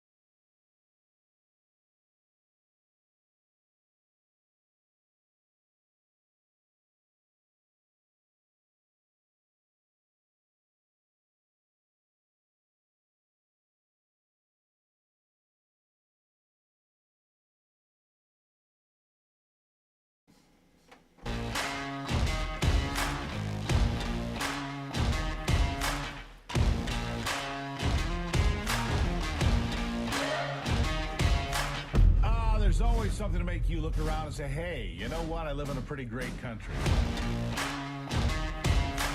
President Trump is calm, on point, on his game. And unlike the last guy, he is competent and coherent. Come on, man. We're not bending the knee anymore. We're here to take a stand for God and country. This is the Steve Gruber Show. All right, let's kick it into high gear as we take on another hour here of the program. Here are three big things you didn't know this hour as I'm fighting for you from the foxhole of freedom every single day. Number one, a lawsuit could force Peninsula Township in Michigan to eliminate staff/services. They lost a $50 million lawsuit from the wineries, 11 of them. They said, you're not treating us fairly. We're not going to put up with it. Number two, Republican firebrand Nancy Mace. She has launched her bid to be the governor of South Carolina. And she sits in the pole position. She's going to replace Henry McMaster as governor. She has the best polling of all. And number three, speaking of big races that are coming, the race for the United States Senate, incredibly important. Roy Cooper jumped in as a Democrat for the seat in North Carolina. And I'd have to say that Roy Cooper is the favorite right now to win that seat. He's a two-time governor, four-time attorney general, well-known, and he's won 6 statewide elections, 6. So he's in pretty good pole position to take the seat held by Tom Tillis, which, look, Tom Tillis, not my favorite, not the favorite of any conservatives in this country, but compared to Roy Cooper, he would be far better. But Tom Tillis has decided to leave altogether. But here's the good news. One of the seats that the Republicans could pick up, there's 2 or 3. There's New Hampshire, Michigan, and there's Georgia. John Ossoff is the senator there. Young guy, got through in a very weird time in 2020, 2021 special election. But now, the former longtime football coach for the Georgia Bulldogs, the son of the University of Georgia head football coach Vince Dooley, is jumping in the race, expected to receive Governor Brian Kemp's endorsement in the Senate showdown. Derek Dooley highlighted his outsorted credentials, took aim at Senator Ossoff, showcased his support for President Trump as he declared his candidacy on Monday. I'm running because our state needs new leadership, so he just announced. Our state needs new leadership, and professional politicians like John Ossoff are the problem. Dooley argued that our state doesn't have a voice in the U.S. Senate who reflects Georgia values because Ossoff is more concerned with protecting his own political future, opposing everything the Trump administration is working to accomplish, and repeatedly voting with the extreme left. He pledged that if he is elected to the Senate, I'll work with President Trump to implement his agenda, support his administration, and move our country forward. If Republicans hope to see, so here's the thing. Republicans have 53 seats. If I'm right about Roy Cooper in North Carolina, and sadly I think I probably am, then the Republicans would lose a seat there. But they'd be +1 in Georgia. They could be +2 with a win in New Hampshire or Michigan. So that would get them to 54, 55 seats, which would mean they'd be in a pretty good position to hold the Senate for the foreseeable future. And no matter what would happen at the presidential level, this would mean they could be insulated from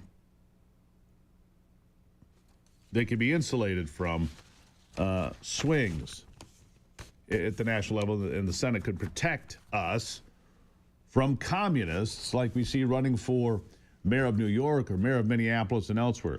Dooley, by the way, is the son of the late legendary University football coach Vince Dooley, who was a college football player and later served as the head coach at Louisiana Tech, University of Tennessee, also an assistant coach, the National Football League. Yep. So he's been a head coach too.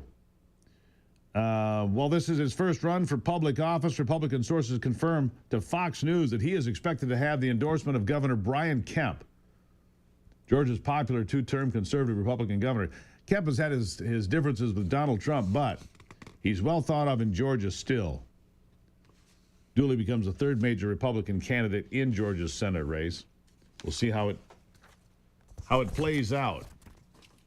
Meanwhile, Nancy Mace running for governor of South Carolina. It's a crowded Republican field, but according to all the polling numbers, she is in the lead here. Running to put South Carolina first, she's a 3-term House member who represents the coastal congressional district, the Low Country. Beautiful part of the state, by the way, Low Country. I love it down there. She launched her campaign, arguing that we can continue doing the things we've always done, and took aim at what she called weak leadership in the state. We can chart a new course, one filled with common sense and bold policies to hold the line for South Carolina. In South Carolina, it is the hottest, it is literally one of the hottest states in America right now. People are moving there in big numbers because of the conservative politics. She has a 10-point agenda called a clear conservative common sense roadmap to rebuild South Carolina from the ground up.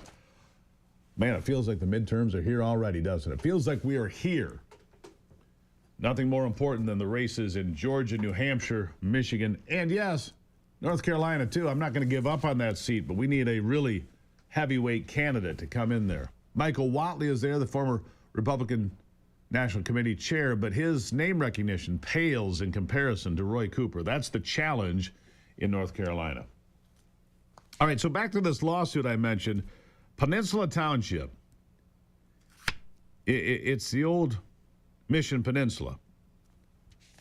North of Traverse City, of course, beautiful piece of real estate. One of the best pieces of real estate maybe anywhere in the world that I've ever seen. Just a spectacular place, right?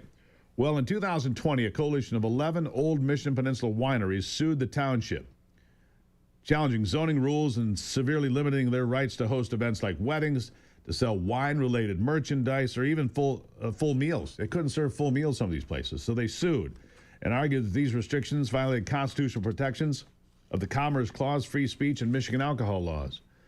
During the court battle, the wineries claimed these rules hindered their businesses, forcing some to reconsider operations, while the township relied on outdated documents and offered no witness testimony for its defense. So, a month ago, not quite, just 3 weeks ago, U.S. District Judge Paul Maloney ruled the township zoning ordinances were unconstitutional, awarding nearly $50 million in damages to the wineries. Despite filing appeal, township officials are preparing for the worst-case scenario as the judge's decision becomes a financial reality. Supervisor Mara Sanders circulating a memo recommending a moratorium on all non-statutory activities while the township figures out how to shield taxpayers from the fallout. I don't think they can. They stepped in it. The cuts are sweeping and include closing township offices, just the supervisor, clerk, and treasurer working remotely, suspending permitting, planning, and zoning, halting maintenance for cemeteries and parks, possibly selling off public land, including Mission Point Lighthouse, Archie Park, Hazret Beach Lots, and Bowers Harbor Park to offset damages. It'll be a real estate free-for-all. But even selling high-value property would only cover a fraction of the judgment, $50 million. All right. We'll see what happens. There you have it. Trouble in the North Country. You're up to speed. I'll be back. It's the Steve Gruber Show.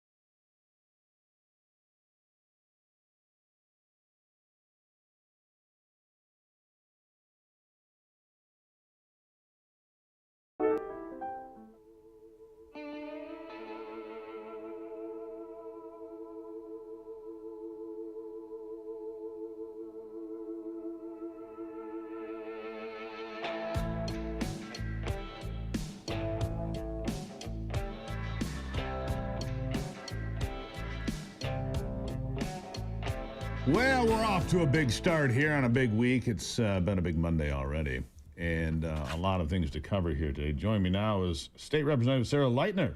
She represents the 45th House District, also serves as the chair of the House Judiciary Committee. Sarah, welcome back to the program. Good morning. Thanks for having me. All right, help the folks out. Just tell them the piece of real estate that you are serving today. Well, today I'm in the 45th. It's actually Monday Fun Day, so it's Fair Day today. But anyways, we're working on... Where's the 45th? That's what I'm asking. Where is the 45th for people that do not know? The 45th is parts of Jackson.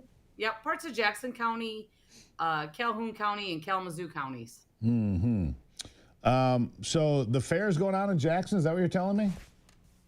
Yeah, fair started yesterday. So You know- I'm the fair board chairwoman, but I was in Ohio for my niece's wedding over the weekend. So we're back, and as soon as I get done here, I'll be heading to the fair. Yeah, I remember the Jackson County Fair circa about 1985 when Molly Hatchet about took my head clean off. Loudest thing I ever heard in concert. Molly Hatchet, good God, were they loud. Anyhow, that's a little aside, Sarah, for my memory of the Jackson County Fair. All right, our farmland, our future, something you're talking about right now. And clearly, you know, we see these incursions by, you know, Chinese students from the University of Michigan trying to bring in pathogens. That's very concerning to me. It should be concerning to all farmers, especially here in Michigan. I think our relationship with China from this administration is a little too cozy for my liking. What do you think about the farmland in this state? How are we going to protect it?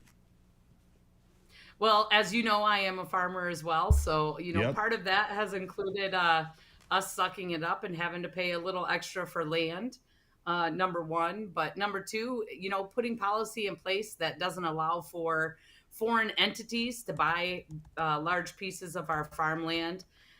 That's one thing. And I know that we had passed something like that earlier this year. And then, you know, just making sure that we're kind of vetting people and businesses that are purchasing farmland.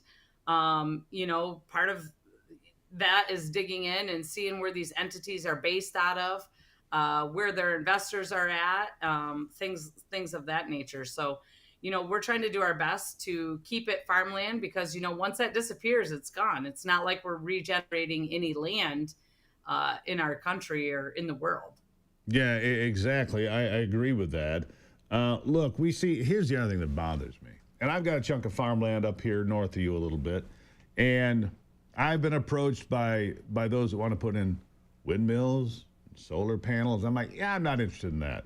I'm not interested in turning our fields into places where we, in the pursuit of a Green New Deal, we bulldoze it with a D11 Caterpillar.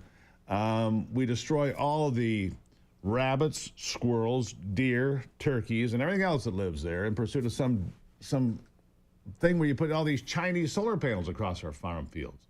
I think that's a terrible idea too. Am I wrong? Yeah. Well, not only that, you know, when they, like say when they go to do the solar projects, they strip the entire land of its topsoil. Right. You know, they claim to store it somewhere, but you know, as a farmer, it takes years to regenerate your soil and to feed your soil. And, you know, there's not really a good plan in place, I don't think, because we don't really know what effect it's going to have on that land, on that soil. Yeah. You know, when they talk about, you know, oh, it's only a 25, 30-year lease and then we'll take it out and, you know, replant it. But it doesn't always work that way. And we don't know what the residual effects are going to be from having those things on that land. Yeah, I think it's a terrible idea. I think that farmland is far more important, and I like natural gas. It's good for the economy. Yeah. It's good for everybody. It's real energy. It can dry your corn. It can dry your beans. It can get things done in the harvest season, right? You know that. You're a farmer. So give me some. All of it. Give me some Judiciary Committee updates. What's going on in Judiciary right now in Lansing? Well, last week we had an interesting week in regards to the life without parole situation that we have.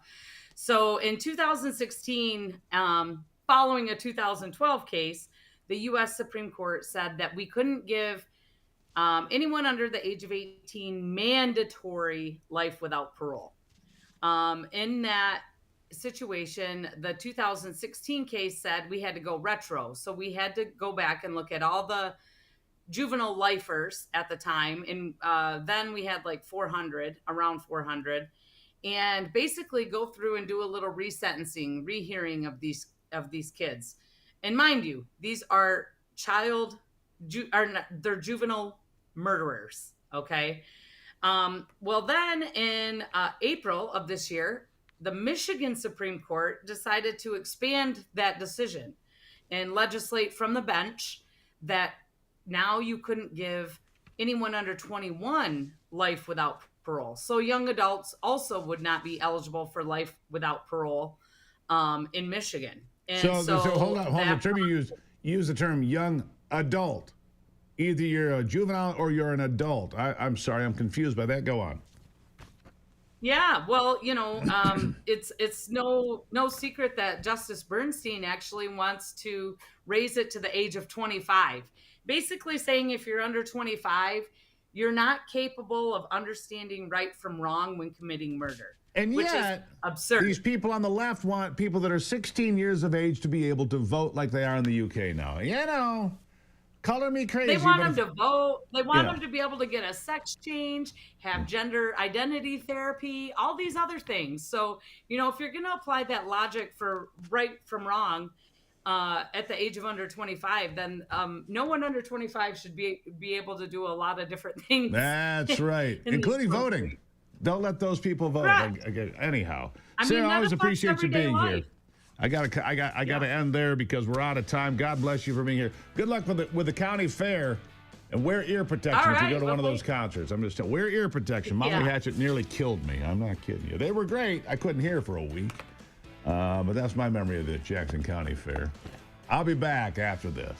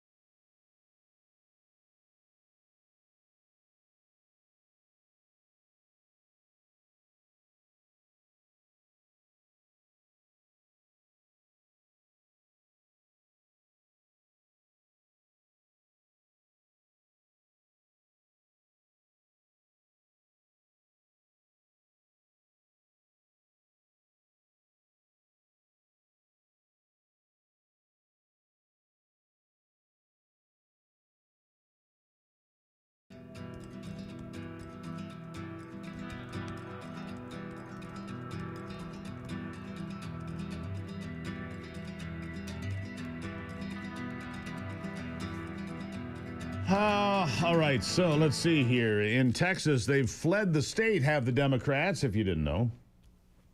Believe they're in Illinois, hiding out in the social state of Illinois. The reason being is they don't want to allow the Republicans to finish their redistricting efforts, right? They don't want, there's a redistricting effort underway, and some believe it would allow the Republicans to pick up as many as 5 seats in Congress. Now, the Democrats don't complain about California, where just 17% of the congressional seats are represented by Republicans in a state that votes 40% to 45% Republican. They don't care about that. Now, Texas Governor Greg Abbott says the derelict Democrat House members must return to the Lone Star State by 3 o'clock today or face expulsion. He threatened to arrest and expel the Texas House Democrats who fled the state to avoid redistricting if they did not return by today. Dozens of Texas Democrat senators arrived in Chicago. There they are to stall the vote. Statement also described Republicans' proposed district, which would potentially secure 5 new seats in the U.S. House. The Democrats called it a racist mid-decade redistricting scheme. It's racist, of course, because that's the only word they have. Racist. It's racist. It's politics. Rather than doing their job and voting on urgent legislation affecting the lives of all Texans, they fled Texas to deprive the House of the quorum necessary to meet and conduct business. At least 100 members of the 150-member House must be present to conduct business. Approximately 50 of the Democrats have left. Their commitment to voting as elected state officials is a duty and not optional. They're reconvening 3 o'clock today. He said the derelict Democrat House members must return by then or face being removed from their positions by the Attorney General Ken Paxton, who's also running for U.S. Senate in Texas. The Republican AG has already stated that the lawmakers should be found and arrested no matter where they go. There you go. Texas Marshals, Texas Rangers. That's the Texas Rangers. Send them up. Let them get it done. All right, so there. You're up to speed on that, my friends. Coming up, Mandy Gunasekera, former Chief of Staff, U.S. Environmental Protection Agency. We'll talk to her after the break here on the Steve Gruber Show.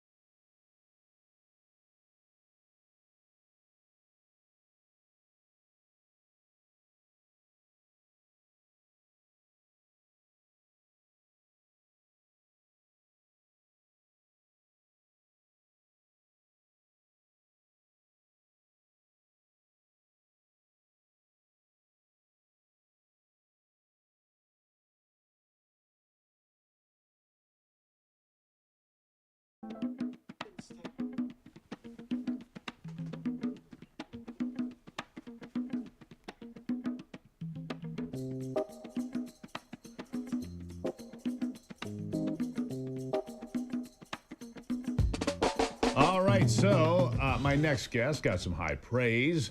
Mandy Gunasekera, former Chief of Staff at the U.S. Environmental Protection Agency under President Trump and the author of Y'all Fired, a Southern Belle's Guide to Restoring Federalism and Draining the Swamp. Donald Trump praised her for exposing the environmental scam on Fox Business, backed by a new Department of Energy report debunking climate alarmism, as we continue to do. Mandy, nice to have you back on the program. Yeah, great to be with you. Good to have you here. All right, so high praise to you. Must have made you feel pretty good about it. Yeah, I felt like I earned my keep that day for sure. Yeah, there you go. All right, so tell us what you shared and what you believe and what you're seeing that got the president's attention. Yeah, well, we were talking about last week, EPA made a major announcement, a proposed rescission of the endangerment finding, Right. aka dismantling the tool that has activated the entirety of greenhouse gas regulations across the board.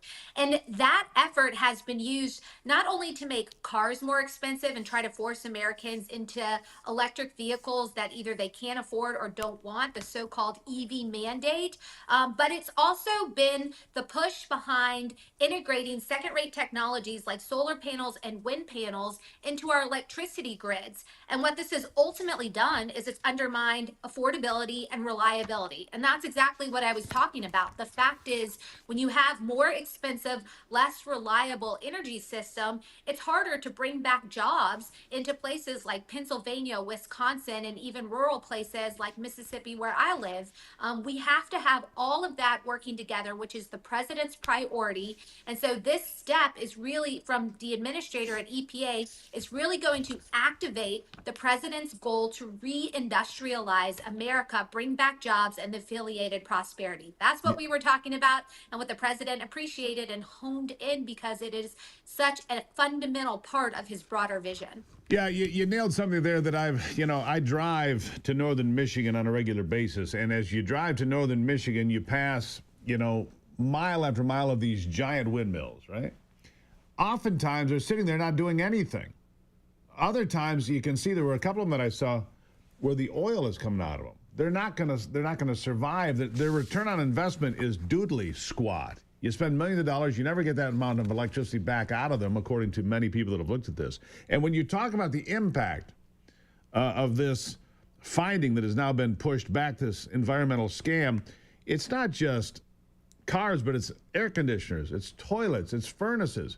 It's my dishwasher. The most regulated appliance in my house is the dishwasher, which has absolutely nothing to do with this, but they ran wild over us, Mandy. They did. They being those on the left and those being, hugging their tree and kissing their bunny, right?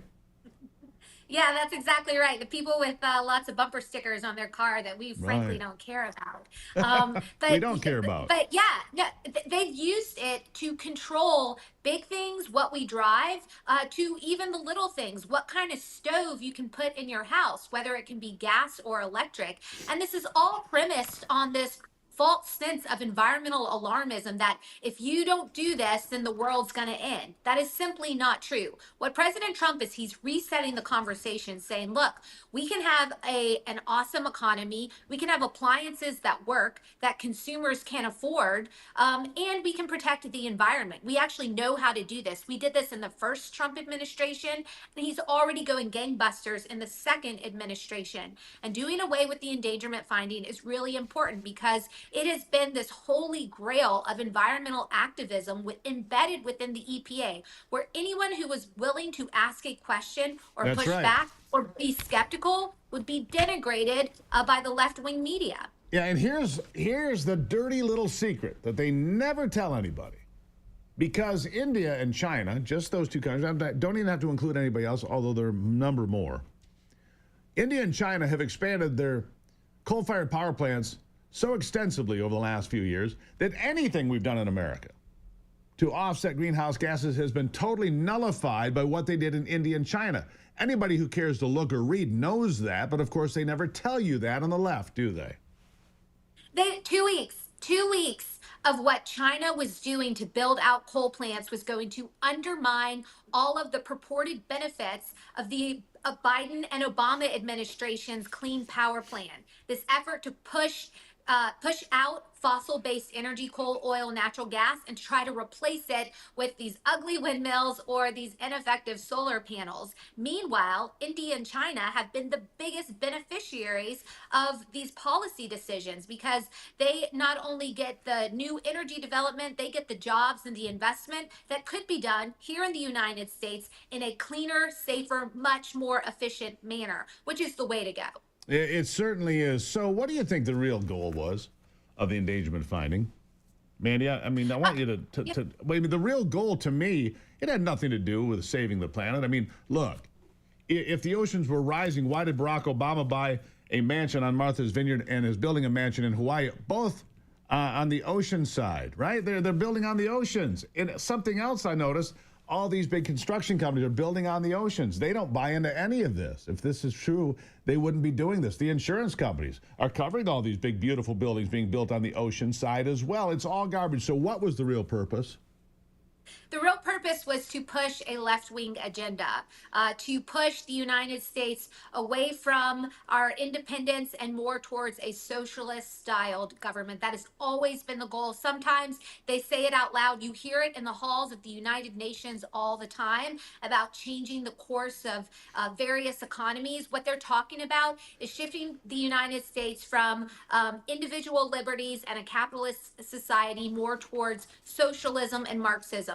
President Trump said this so well back when he took the message to Germany, when he was warning them of their over-reliance on Russia for much needed energy resources, which proved true. But he said that he characterized the climate folks as the perennial prophets of doom, pushing the same scare tactics to try to convince people to adopt a type of governments that actually suppresses the opportunities of the individual and the benefits of those affiliated with them. And so it really is just an effort to scare people into accepting socialism as a legitimate alternative to what we currently have. It's not a legitimate alternative. Adam Smith was right then. He's right now. The Wealth of Nations was a perfect look at how to create an economic system that works.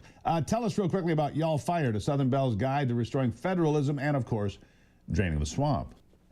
Yeah, so it's my book about my time at EPA, some experiences I had about how far the deep state was willing to go to not just stop President Trump's policies, but demean, demoralize, and discredit appointees like myself from being successful.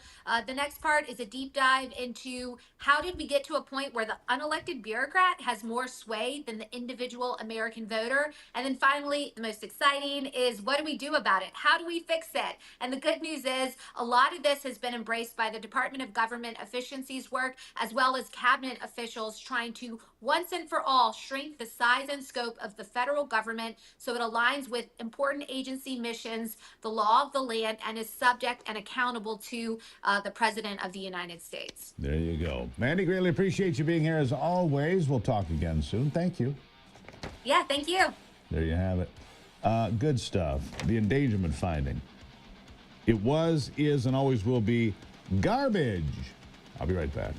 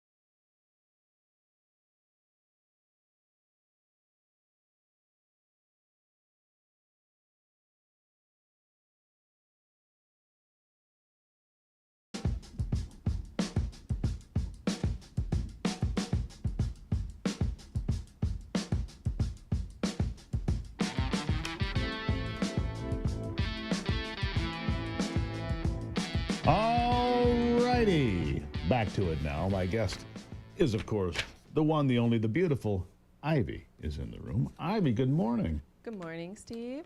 How are you today? I'm great. Good. Great weekend we had up there on the beautiful lakes of northern Michigan. It was a great weekend for us. Beautiful weather. Always love northern Michigan. It's like being in the Caribbean, but in fresh water and not salt water. There you So if go. you've never been in northern Michigan on Lake Michigan or Lake Superior or any of these great lakes that we have, they are incredible. Highly recommend it. Yes, I highly recommend it as well. So, what do you got for me today? I actually have some pretty cool, to this day in history, 1893, Dom Perignon discovers the process for making champagne. Really? Yay. What year? 1693. Yeah. Pretty cool. I like Vouv myself. Yes, also one of my favorites. Yeah. And then 1790, Alexander Hamilton creates the Coast Guard to stop smugglers and collect tariffs. He collected tariffs. What a thing. Tariffs? That would never work. What Yeah. did they? What was he, crazy? I think about the founders often, and I wonder what they would think of the Democratic Party of today, and they're probably rolling over in their grave. I don't know what John Kennedy would think of the party today. Anyhow, well, not go only on. that, but the scandals that we have going on. It's just what they created America to fight against, and so it's quite disappointing. But I do want you to listen to this bite, and I want to get your take on it. Go ahead, Anthony. To Wall Street. How is this not a unifying message, not just for Democrats, but for everybody in the working class and the middle class? You got it, Joe. It is. And in fact, that's the mayoral race right now in New York City. That's Zohran Mamdani. How does this young guy come in, doesn't have the money to spend that Cuomo has, doesn't have the position that Adams has, doesn't have the backing of the billionaires? How does that work? He comes in and he talks about how to make New York City affordable for families. And he says, we got to talk about housing, we got to talk about the price of groceries, and we got to talk about childcare. Because without those young families who are trying to make it, people can't make it in New York City unless they're rich. And he wants to make this city work for working people. That's what it's all about. That's why I think this race in New York City is so important. She is such a because that's good. Zohran What an managed to idiot. win by Make her talking stop. about Yeah, you Good can come back to us. So that's why this race in New York City is so important. And she is backing this communist who has even said that wealthy people should not exist. And I'm wondering, where do they think the jobs are going to come from? Well, the jobs aren't going to be there. Here's the thing. It's just, go ahead. I want your opinion on this, because I do find it that the socialists are they're just out in the open, and They don't care anymore. They're going full communist in New York and Minneapolis. It doesn't win, by the way. It fails because it fails everywhere it's been tried. They tried a socialist grocery store in Kansas City after about 6 years now. It's completely broke. The shelves are empty. It's a disaster because communism and socialism never works. Price controls, rent controls doesn't work. Right. It's been tried, people. It's nothing new. My thought is actually that that this will mean the Republican Party continuing to win in the midterms and We'll see. beyond the next presidential election if these sorts of things do get elected. If this person, Mandavi, gets elected in New York City, I think that Zohran the moron? Yeah, probably. He could. I mean, I don't know what the likelihood is. I'm just thinking that the more this is out there, I think it's a good thing because that's why we love Maybe it freedom is of a speech. good thing. Hey, let me just take that. Let me just take the opposite view. Maybe it's a good thing that he gets elected, because it'll show again, once and for all, how much of failure these policies would be, especially for the city of New York. As if the city of New York is, they're already broke. Already not a failure. I mean, they are a failure. So, and if you look at big cities around this country, I mean, we really need to take them back because it is unfortunate. Where the New York City used to be like the shining, The city capital on of the world. hill, and They called it the capital of the world. And Capital then you of look the at world. Minneapolis. Look, this is what happens when you take a large concentration of people that do not want to assimilate in America. You have this huge Somalian a voting block because you put them all in one place. You didn't disperse them and have assimilation. You know, when the Italians came here and the Polish came here and the Germans came here and the other, you know, you end up with Chinatown and other different things. These people don't want, they just want to make it Somalia. And so they're going to elect this guy in Minneapolis almost for sure. It doesn't really make any sense. Are not to this country. It's like, why did you leave Somalia if you wanted if it's so your wonderful. United States to be, you know, the area that you live in to become Somalia? Yeah, it's anyway. Again, the contrary view is this. Maybe it's a good thing for Mamdani to get elected in New York, just to demonstrate how terrible that is. You know what it'll do?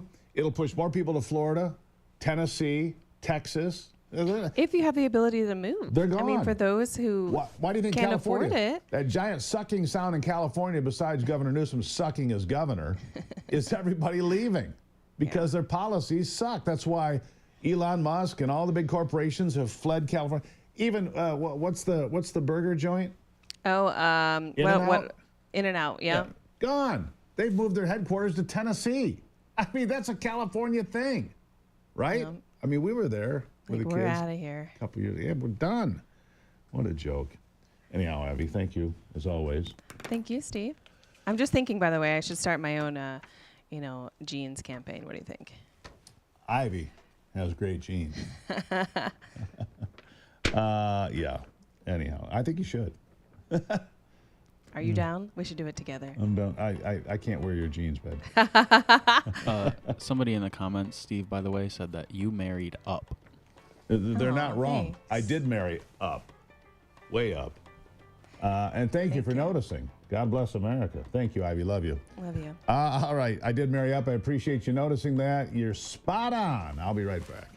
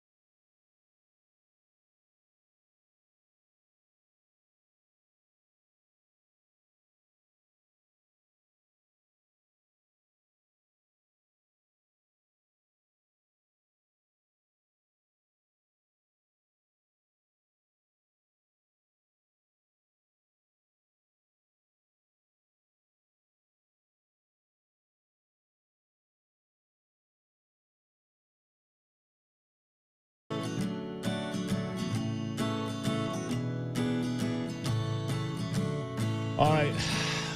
The last thing on the death of woke, you know, we talk about Sydney Sweeney in the Duncan ad and so forth. But let me take you back. What was it, a year ago? That Jaguar came out with this bizarre commercial with, asexual, multicolored, people, a guy in a dress and different stuff. Well, their CEO has stepped down because the woke rebrand was a massive failure, according to the European Automobile Manufacturers Association. Jaguar registered 49 new vehicles in Europe, April 2025.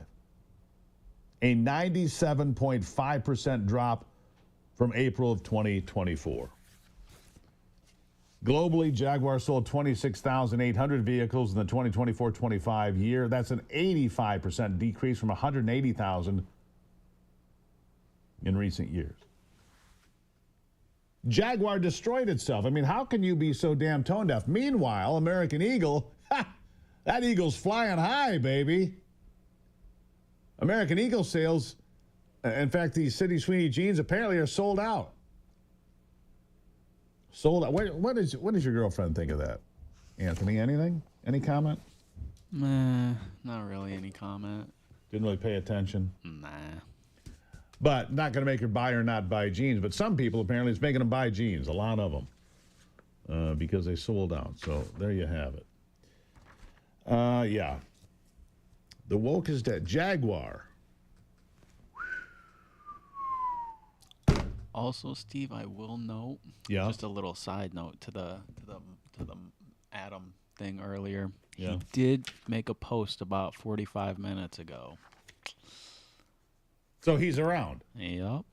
Coward. Adam Mockler, Gen Z coward. Gen Z YouTube coward. Why didn't you want to come on, Adam?